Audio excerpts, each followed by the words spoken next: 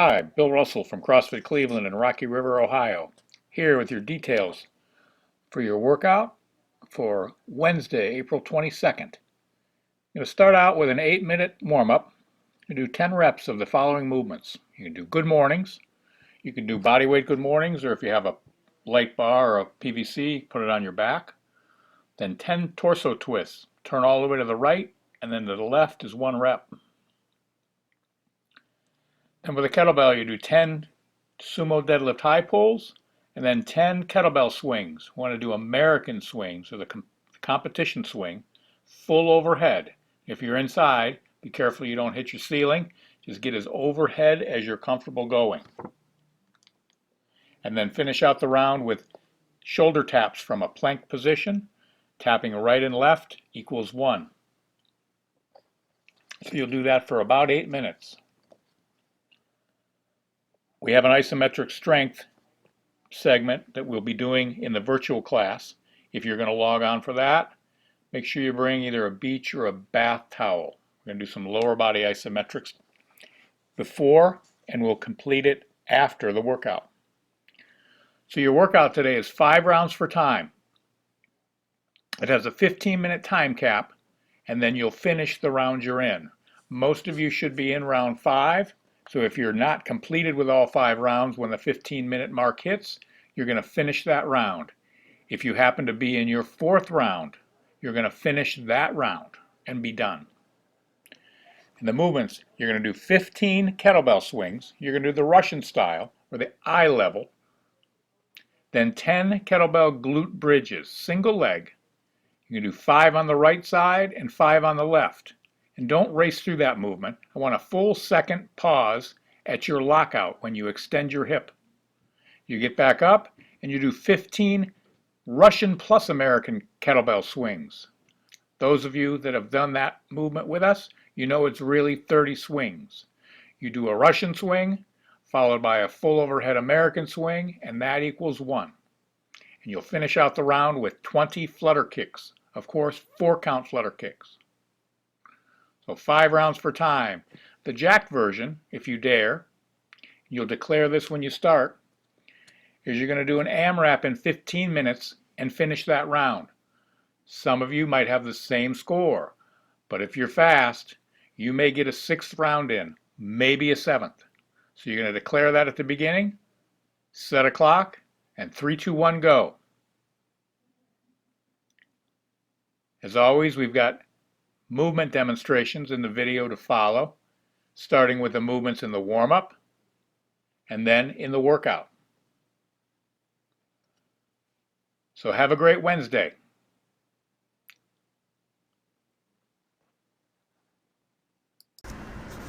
Body weight good mornings. You're going to take these, your feet are just hip distance apart, and you're going to take your hips and you're going to move them back, keeping your head neutral and just slowly feeling that through your hamstrings. If you have at home a broomstick, or you want, I hope you have a broomstick. If you want a broomstick, you can put the broom on the back of your, and just do it that way. But it's not really necessary. Torso twists. I like to hold a band out in front, but it's not necessary. Just hold your arms out, and you're going to turn around and point to the wall behind you, to the left and to the right is 1 rep. Keep your feet hip width apart, and as you turn, try to face as far around as you can. Back to the left and back to the right. I'm going to demonstrate Sumo Deadlift high pulls. If you have a barbell, I'm going to demonstrate this with a jungbong or a piece of PVC. I'm going to take a wider stance, sumo stance. My hands are about 4 to 6 inches apart. The ending position is going to be elbows out to the sides, the bar right under my chin, my wrist relatively neutral. I'm not curling up like this. Coming up underneath and right back down. Start from the deadlift position with an empty bar or PVC just about mid-shin. I'm going to drive up and explosively extend my hips, shrug up and right back down. Up and right back down. Up and right back down. a kettlebell sumo deadlift high pull. Now hold the kettlebell, both hands, wide stance, come down where your wrist is about mid-shin. You don't necessarily need to touch the floor unless you have a large, heavy kettlebell. So I'm going to be down, drive up, right under my chin, and right back down. Avoid an early pull. Don't pull with your arms. Make sure you drive with your legs and hips. Make sure you get everything out of that hip and leg extension before you pull up underneath your chin. If you don't have a kettlebell,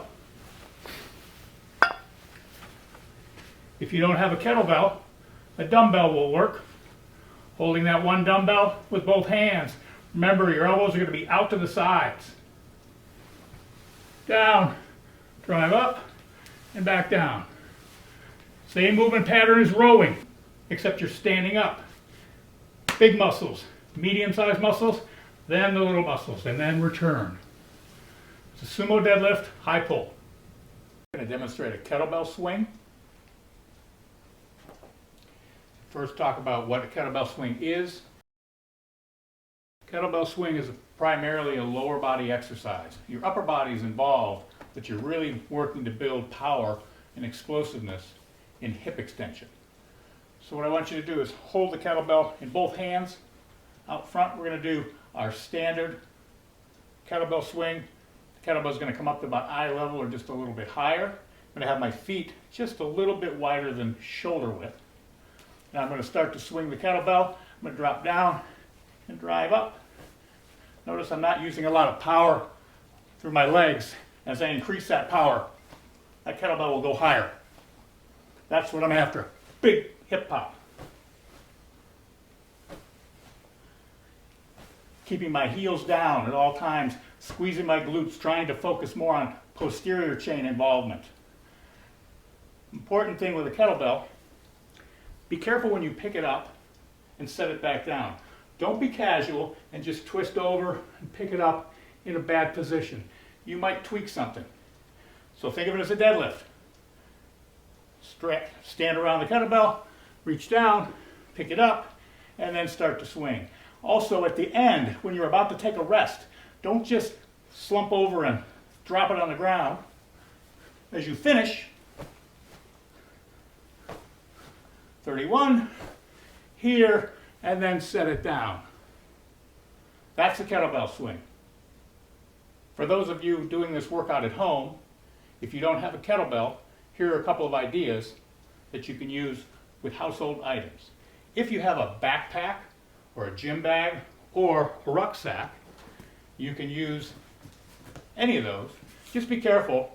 If it's bigger, you got to make sure that that can come between your legs and not scrape on the floor. So this is not an ideal choice, but it will work. I'm going to grab the handle with both hands.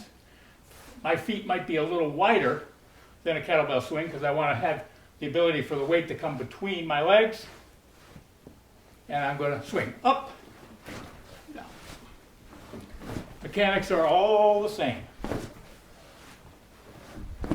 Just be careful if you've got items that are loose, you can hear it flopping around in the bag. Stuff maybe a towel or a blanket in to keep everything from moving around. Our newly famous washing detergent jug. This weighs about 15 pounds. It's fairly light.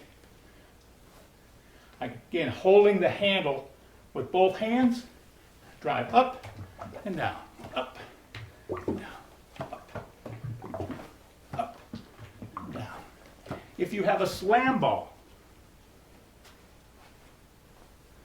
you can use it as well. Just remember to keep your arms straight, holding on the side of the ball. Again, feet fairly wide, and up and down, up and down, up and down, up and down.